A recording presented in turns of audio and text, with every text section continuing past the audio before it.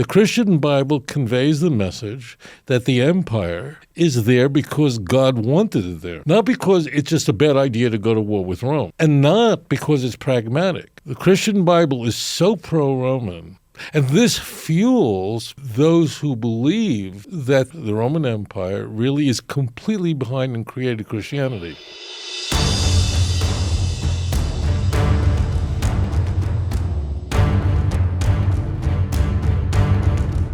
So, caller, you're live on the air. Please tell us your name, where you calling from. My name's Joseph, and I'm calling from Alabama. Welcome, Joseph. Go ahead with your question. Shavua Tov, Rabbi. Thank you. Thank you. You too. Just first and foremost, I owe you an apology because a few months ago I thought you were the seed of Satan. But What happened? well, I started studying Ezekiel and Jeremiah and seeing what the actual new covenant was and the actual what would happen in the end times, and it conflicted with what the New Testament said, and I was forced to choose. Okay, well, if this is saying this and the New Testament is saying this, and if the New Testament is based off of this, one of them's got to be false. Well, it can't be the one that they supposedly got their information from, so I'm going with this one. Nice. Welcome home. Thank you. And since then, I've been devouring your videos every day.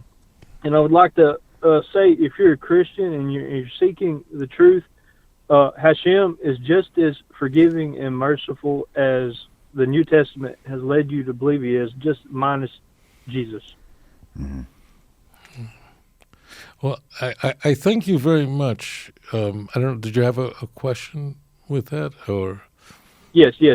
But I just want to say one thing to the viewers, and stay with me, sweetheart. One thing, if you're a Christian watching right now, and you want to stay a Christian, you want to shut this off.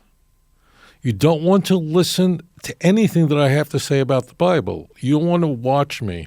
You want to shut it off completely. If you want to stay a Christian, if you want to follow the God of Israel, keep listening. That means you don't want to live in an echo chamber. But thank you very much for sharing that. Go right ahead. Yes, 1 Peter 2:13 is how does that seem like it's very pro-Roman to you? I would like to address that if you could, please. Okay, very good. Go ahead and hang up now, and thank you so much, Joseph, and we'll talk to you again soon. Give us a call. Bye. Right. Thank you. You bet. But so the answer is yes, all uppercase.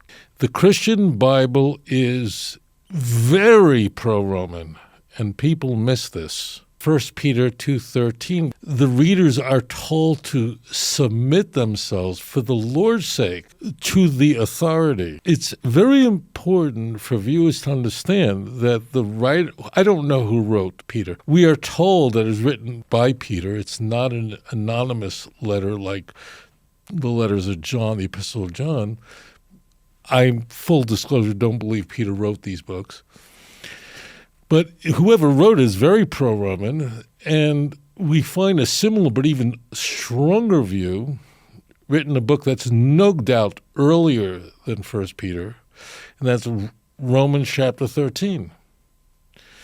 Paul says that to submit to the empire. The Christian Bible conveys the message that the empire is there because God wanted it there, not because it's just a bad idea to go to war with Rome, and not because it's pragmatic. The Christian Bible is so pro-Roman, and this fuels those who believe that the Roman Empire really is completely behind and created Christianity. It's a huge claim, and I'm not saying that I agree with every element of it, but it's not based on nothing. The Christian Bible very deliberately says Rome is in charge and follow it not because it's pragmatic, because they'll beat you up and kill you. No.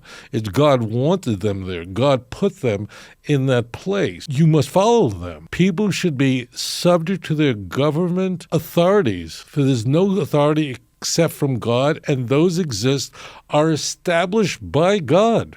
I mean, just read Romans 13 straight through. When John has tells us that Jesus said to Pontius Pilate, your sin is nothing, because it's really those who gave me over to you. They're the ones who bear the sin.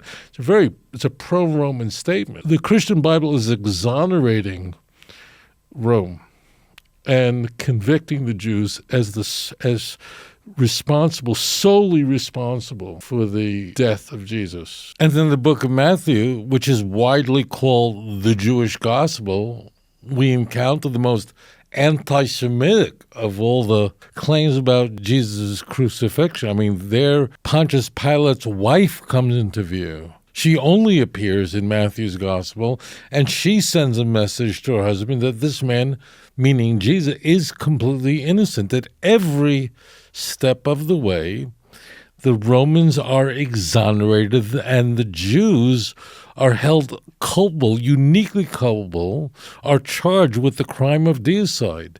At every stage, I mean, Pontius Pilate in the book of Matthew is saying to the screaming Jews, I see this man as innocent, and literally washes his hands of this.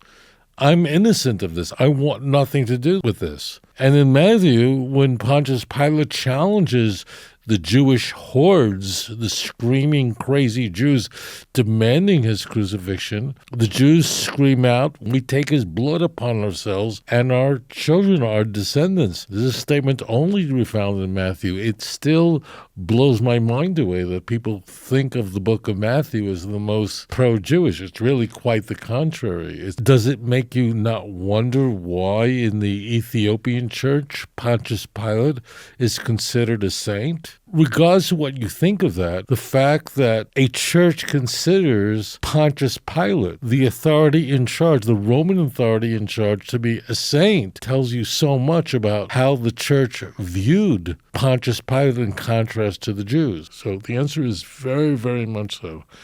And this surprises many people. The belief that most people have when they don't study New Testament well is that maybe it was just being pragmatic. We need to get along with the empire. We're living in somewhat of a North Korea. We can't say things that are unflattering about the empire because for pragmatic reasons. The answer is no. The argument is advanced that all this stuff was really God's design. The empire, God put them there. Because there's only one authority, that's God, and God put them in place.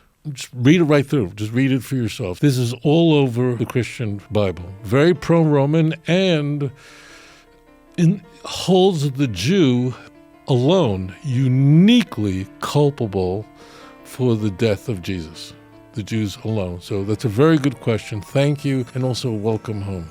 Adon olam asher malach בטרם כל יציר נברא לעת נעשה בחפצו כל אזי מלך שמו נקרא ואחרי